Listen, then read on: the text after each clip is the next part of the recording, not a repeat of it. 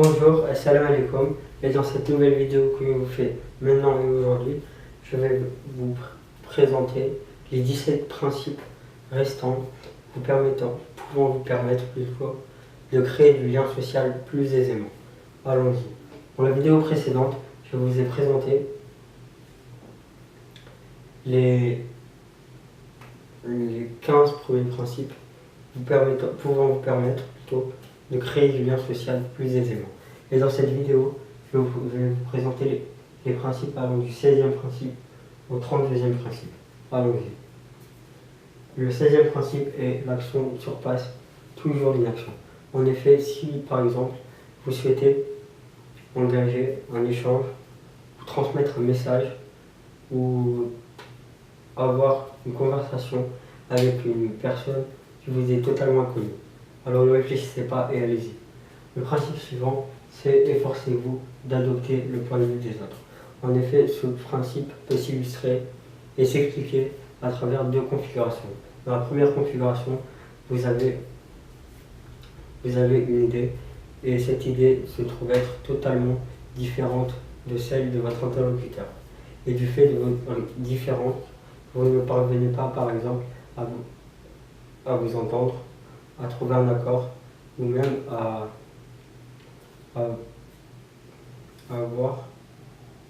trouver un terrain d'entente. Et dans la seconde configuration, vous et votre interlocuteur, vous mettez vos différences de côté et vous faites en sorte de faire émerger plutôt une troisième solution, une troisième possibilité qui représente en quelque sorte un équilibre entre vos deux visions des choses. Le principe suivant, c'est accueillir avec sympathie les idées des autres. Ce principe s'appuie sur le fait qu'il ne faut pas partir avec un tempérament hostile lorsque vous êtes soumis à de nouvelles idées. Par exemple, le fait de ne pas partir avec un tempérament hostile peut vous permettre de développer une vision élargie sur les choses, d'avoir une ouverture d'esprit, ou même encore d'avoir une vision différente des choses. Et en fait, le fait d'accueillir avec sympathie les idées des autres peut vous faire bien souvent avoir de meilleures idées et une meilleure vision des choses. Le principe suivant, c'est exposer ce qui peut être intéressant pour créer du lien social. Le principe suivant est le principe 19. Faites appel aux sentiments élevés. Si par exemple, votre interlocuteur se trouve être une personne avec qui vous avez passé une majeure partie de votre enfance, ou même avec qui vous avez passé des moments de votre passé. Ce que vous pouvez faire, c'est faire appel, c'est remémorer vos souvenirs, ou même vos souvenirs d'enfance, et les moments que vous avez passés avec elle. Le principe 21, c'est le principe qui consiste à lancer des défis. Il est intéressant de savoir par ailleurs que les défis sont une source majeure pour bon nombre d'individus. C'est bien souvent les défis qui provoquent des déclics et les défis qui permettent aux individus d'avoir un motif pour passer à l'action.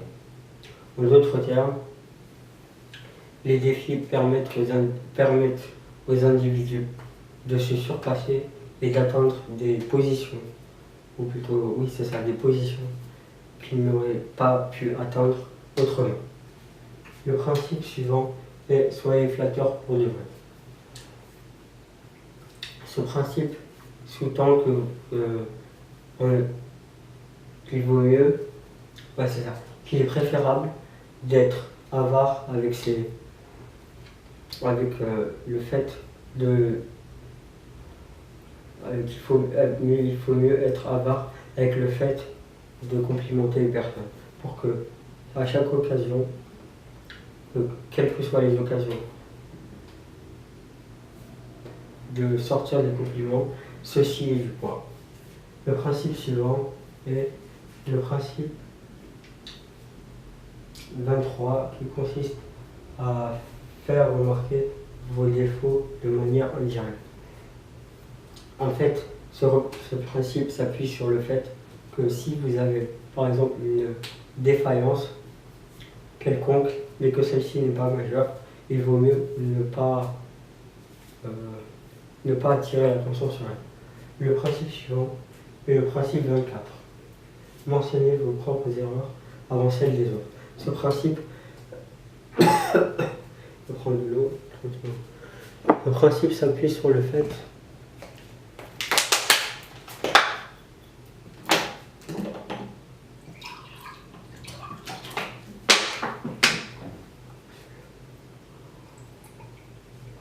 Ce principe s'appuie sur le fait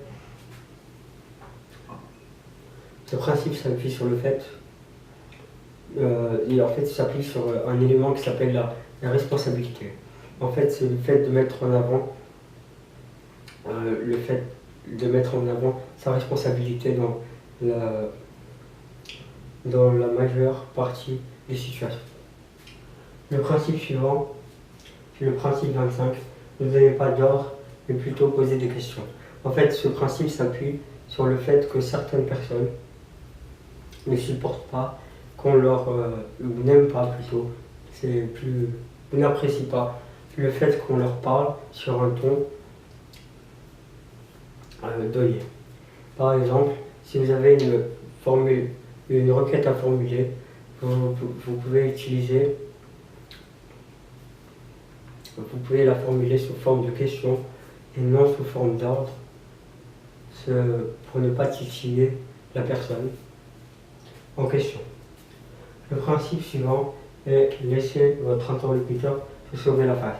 Si par exemple vous êtes confronté à une personne et que cette personne crée un inconvénient, mais que cet inconvénient ne cause pas de dégâts majeurs et importants.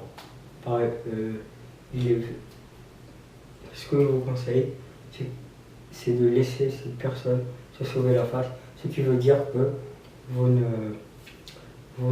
n'allez pas lui en tenir rigueur. Le principe suivant est le principe 27.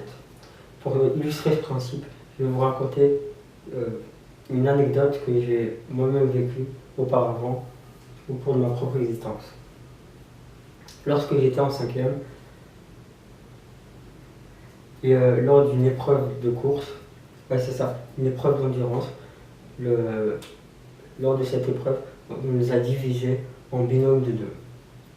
Et moi, je me suis retrouvé dans un binôme différent de l'un de mes amis. Et pourtant, je l'ai encouragé. En fait, le fait d'encourager représente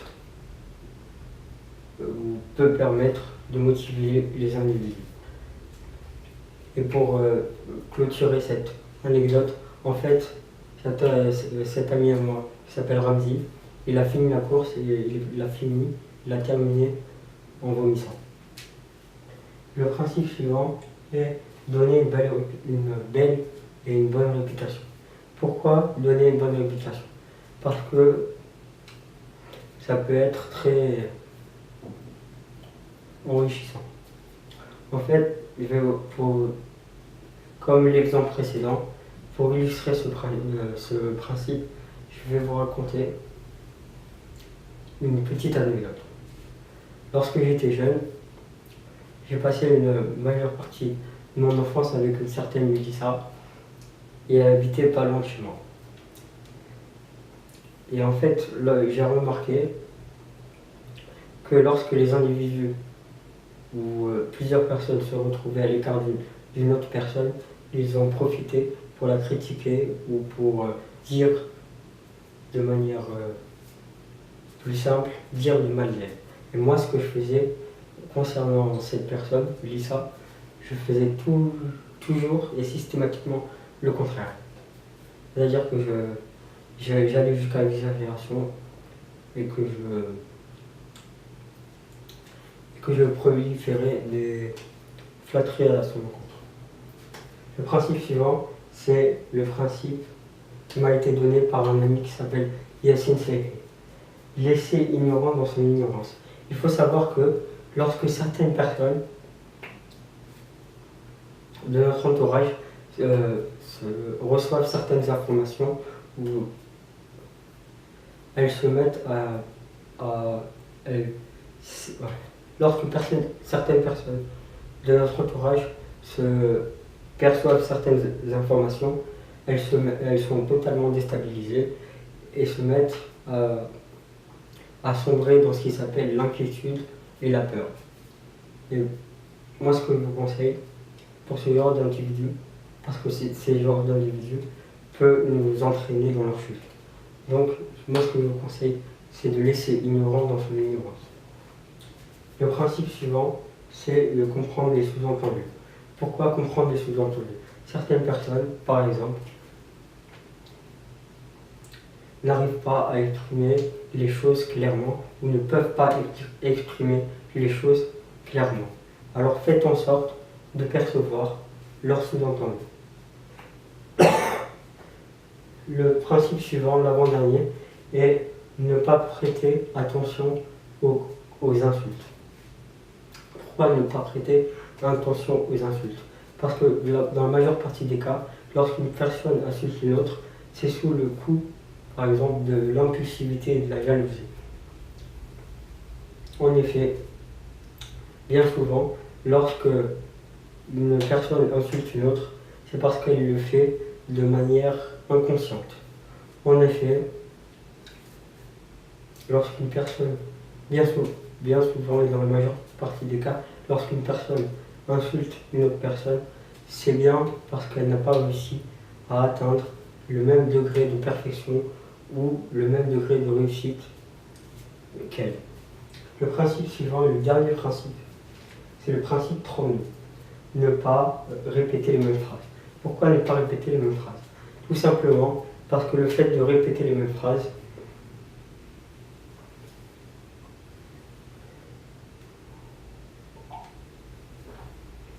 sert à exprimer des idées que l'on entretient ou que les personnes